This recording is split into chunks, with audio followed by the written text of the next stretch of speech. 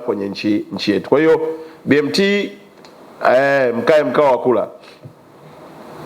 Sasa ukiona mashirikisho yanafanya kazi zile zile, basi mtagundua kwamba kumbe nyinyi ndio mnaowalea wafanye hizo kazi. Na bahati nzuri upande wangu huku aibu haipo. Nataka matokeo. Unajua Msigwa hapa anamwangalia mtu anaanza kusema sasa unajua huyu mtu ukimwambia hivi anaweza kujisikiaje? Sasa mimi nawaza watu wangapi wanakosa ajira kwa sababu ya uzembe wa mtu mmoja aliyekalia kiti. Nao wanajisikiaje huko nyumbani wanapokosa chakula? Kipaji anacho, uwezo nao, lakini hakuna platform aliyotengenezewa ya kumsaidia kupiga hatua. Kwa hiyo niwaombe sana BMT, tafuteni uwezekano wa kukutana na mashirikisho yote. Na viongozi lazima wajue wanayo kazi ya kujenga uhalali wa heshima ya uongozi walionao wa kushirikia hayo mashirikisho. Mimi natamani kufika hatua tuone hapa Tyson anakuja kuamua ngumi. Manake ukimleta mtu kama huyo unakuza michezo yenu pia. Nataka tuone watu wakicheza michezo. Mimi nakwambia kama ile rugby raha yake ni kwamba kwa mfano hapa Tanzania nyinyi unaona kuna mababu wengi. Kwenye mchezo wa rugby kuna watu kazi yao ni anasimama mahala hapiti mtu. Likikaa kama limekaa kama ukuta. Sasa hiyo ni hela. Kuwa na mwili wa namna hiyo tu ni hela. Kuna wale wengine ambao anachukua mpira na kimbia nao kiasi kwamba ukitaka kumnyang'anya humnyang'anyi, ni hela. Sasa haya yote lazima tuyanyanyue, na mimi natamani katibu mkuu tukirudi hapa turudi na jambo la shirikisho jingine. Mpira wa miguu wakati wanaendelea hivi na mashirikisho mengine yanafanya kazi yao vizuri. Sambamba na hilo kwa BMT ninafahamu na nichukue fursa hii pia kwanza kupongeza timu zetu 4. Sizipongezi kwa sababu zimetolewa, lakini nazipongeza kwa sababu zimefanya kazi ya kuweka alama ya taifa letu. Timu yetu ya Simba, timu yetu ya Yanga, timu yetu ya Azam pamoja na ndugu zetu wa Big Star kutoka Singida. Kuwemo tu kwenye mashindano hayo ni heshima pia. Na mnafahamu ya kwamba Tanzania tumepata nafasi ya kuwa na timu 4. Na ndoto ya kila Mtanzania ilikuwa ni kwenda kwenye robo finali. Yaliyotokea uwanjani ni dakika 90. Hatuwezi kuamua tofauti, lakini mimi nawapongeza kuanzia uongozi wao, uongozi wa Simba, uongozi wa Yanga, uongozi wa Azam pamoja na Singida Big Star kwa kazi kubwa nzuri walioifanya ya kufika hatua kupeperusha bendera na kufanya mataifa yaje kwenye nchi yetu kuja kucheza na wao, kwa sababu wasingeingia tusingepata hizo pesa ambazo ndugu zetu wenye hoteli, migahawa, watu wa chakula wameweza kuzipata. Lakini tuwatia moyo ni wakati wa kujiandaa vizuri pia kwa mashindano yajayo. Mwisho wa kutoka kwenye mashindano haya sio mwisho wa mashindano. Malaki wameusoma mchezo, wameelewa mbinu, kwa ni wakati mzuri wa kujipanga kuhakikisha kwamba mashindano yajayo basi twende mpaka nusu finali, tusitoke mapema kama ambavyo imetukuta hivi jana. La mwisho katika hilo eneo, nafikiri msajili wa michezo yuko hapa. Naam? Hayuko. Aliweza msajili wa michezo, kuna mtu kasogea pale. Ni wewe? Okay. Msajili wa michezo nilitaka mkamilishe taratibu za Simba.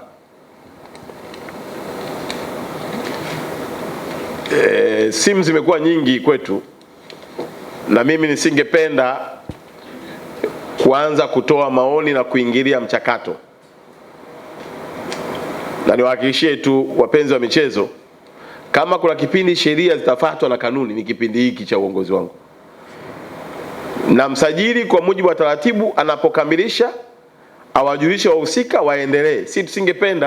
Singependa kama waziri kila mara kuanza kutolea ufafanuzi jambo hili, katiba yao imekuwa hivi, wamefikia hatua hii. Hapana, kwa sababu ni jambo la kitaratibu, kanuni zipo, sheria zipo. Kwa ni kuhakikisha kwamba mnakamilisha haraka. Bayo ndio msajili. Sasa usipite hivyo. Rudi kule. Ushakaa kwenye buffet unapakua peke yako bila kujali wenzako. Simama tu hapo. Kwa sababu unapopita pia uangalie na wenzako wako kazini hao. Jambo la Simba kamilisha.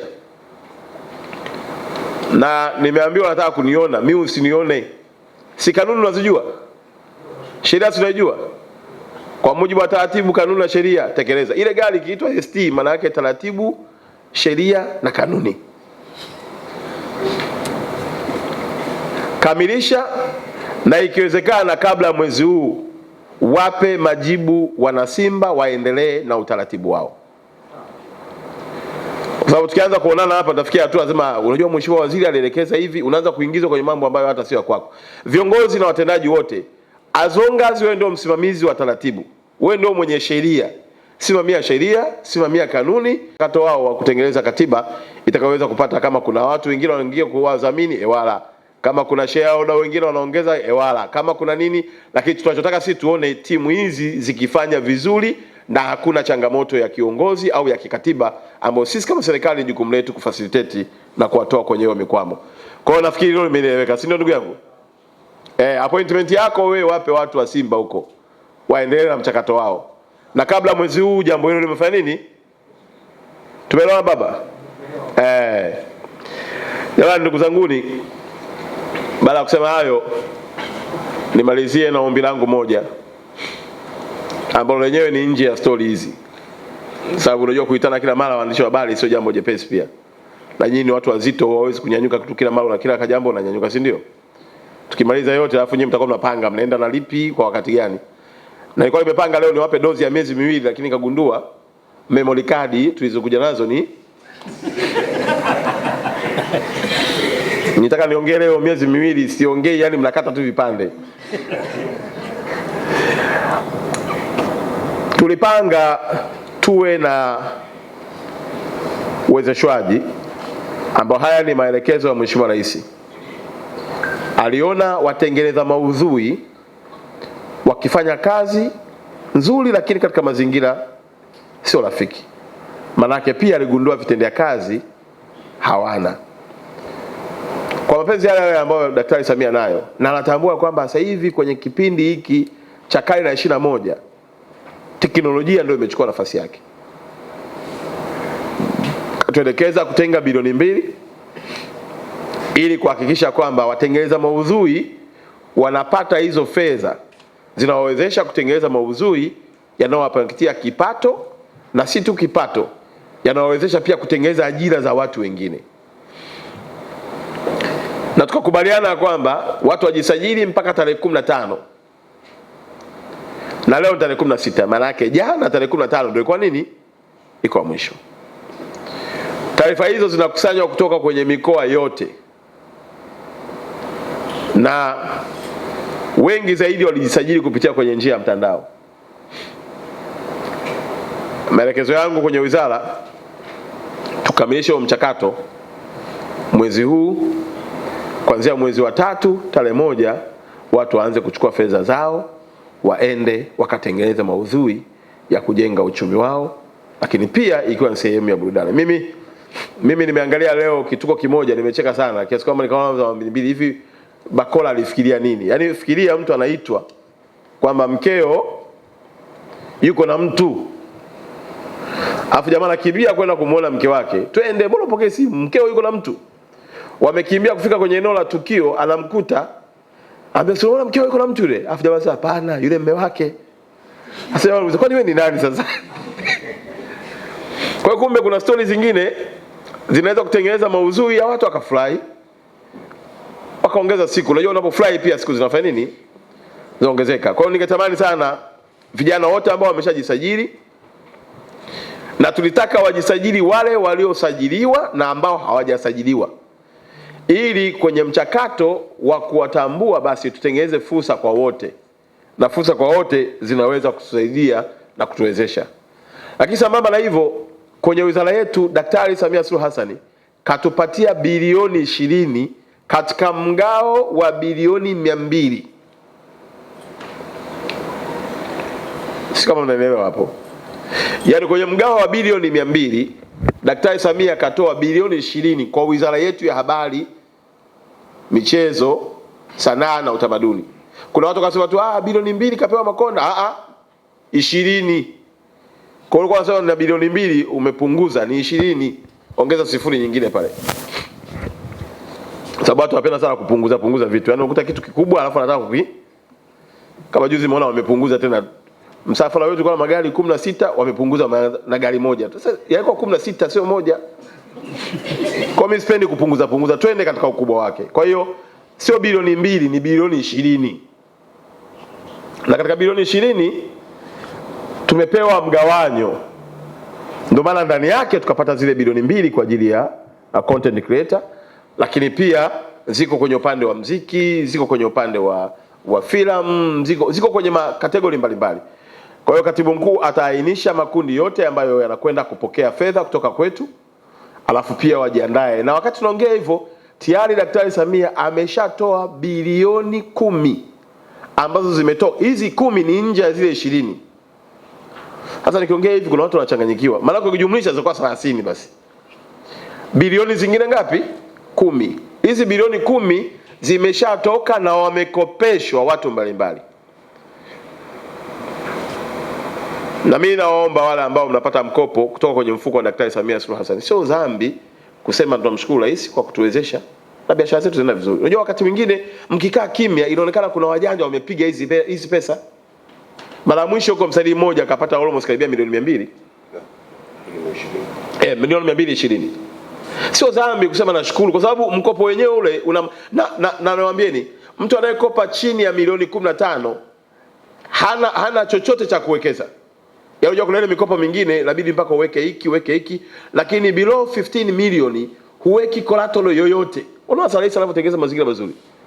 Kwa mimi niwaombe pia wala ambao mnapata hizi fedha, sio dhambi kumtaja tajiri. Wewe unakopeshwa mpaka milioni 220 kweli. Na masharti yenyewe nini? Ni nafuu. Hata ushukuru kwa yule aliyekuwezesha.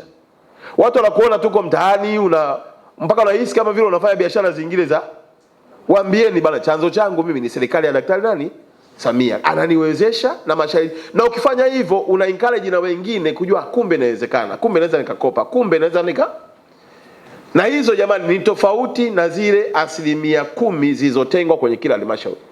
Mimi kwa halmashauri yangu tu ya jiji la Arusha 10% tulizonazo ni bilioni 5. Halmashauri hiyo. Kwa hiyo niseme tabia hili kama sehemu ya kutoa ufafanuzi ya kwamba tunazo hizo fedha na hizo fedha ni kwa ajili yenu wadau wa wizara yetu ya habari, michezo, sanaa, utamaduni. Na hivi karibuni tutaenda pia kugawa mlahaba. Kwenye ile copyright levy huwa tunachukua 1.5 na kwenye ile 1.5 mapato yanayopatikana 60% yanatakiwa kurudi kwako. Kwa mfano wewe msanii unayefanya kazi ya sanaa, mwimbaji, hata mnazoona zile wakileta CD, wakileta flash zile, kuna percent pale inakata kwa sababu ile inatumika kuhamisha kazi zako. Na zile kazi zako zinapohamishwa kuna pesa fulani unaipoteza. Kwa hiyo serikali imetengeneza utaratibu wa kuchukua 1.5, alafu ikishajumlisha mapato yote yale, msanii wa aina yoyote ile kwa mujibu wa kazi zake zinavyouzwa naye anapewa 60% ya yale mapato. Hivi tunavyoongea tuna zaidi ya bilioni 1 ambazo zimepatikana kutokana na hiyo, na 60% almost karibia milioni 900 hivi ambazo zenyewe tunazifanyia mchakato tuje tuwagawie kama sehemu ya mlahaba kwa nyinyi ambao mnafanya kazi zenu za sanaa. Sasa angalia mazingira ambayo rais anawatengeneza. Anajenga uwanja, tengeneza barabara za kwenda, anajenga diplomasia kuhakikisha kwamba mataifa yanayoona Tanzania ni sehemu salama na bora kuja kufanya shughuli zao. Anatafuta kocha, anamlipa mshahara. Tena mtu kama Gamonde mshahara wake sio mchezo. Unajua rangi nyeupe pia na maisha yao. Alafu ukichukua hapo anaweka tena bilioni 2 kwa ajili ya content creator. Anaweka tena bilioni 10 kwa ajili ya watu wanaokopa kwenye bodi ya filamu. Anaweka bilioni 20 kuhakikisha kwamba kila msanii anapata. Bado anatujengea studio ya bilioni 150. Kuna arena ya bilioni 300. Yaani ukiniona mimi waza hela tu. Kama ulikuwa unafikiri mnawaza mambo ya michezo, Yaani ukiona hii wizara waza pesa tu.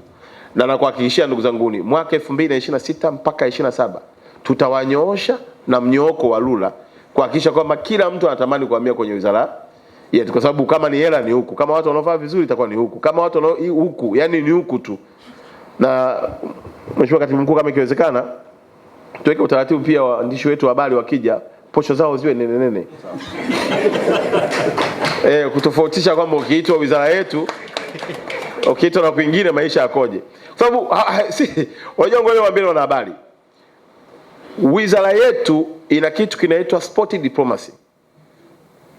Hivi tunavyoongea, michezo hasa mchezo wa mpira una watazamaji au follower wasiopungua bilioni 5.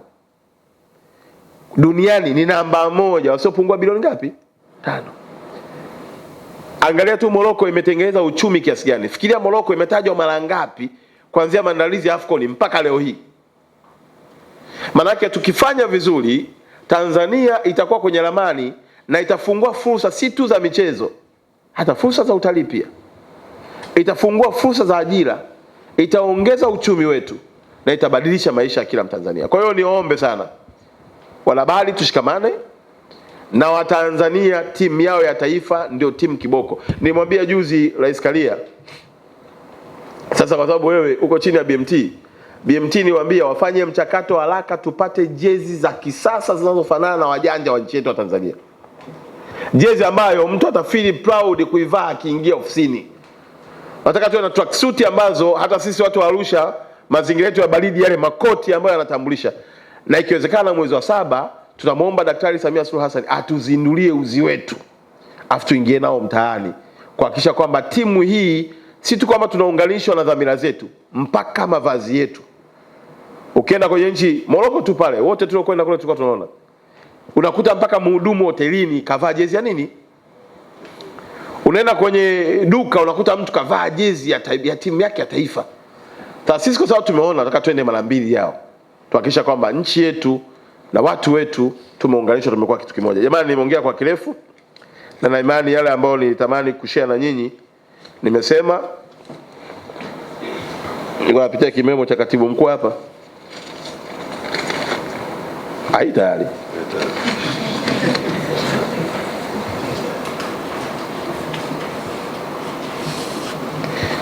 Jamani, ndugu zangu, baada ya kumaliza maneno hayo nadhani hakuna swali leo, si ndio?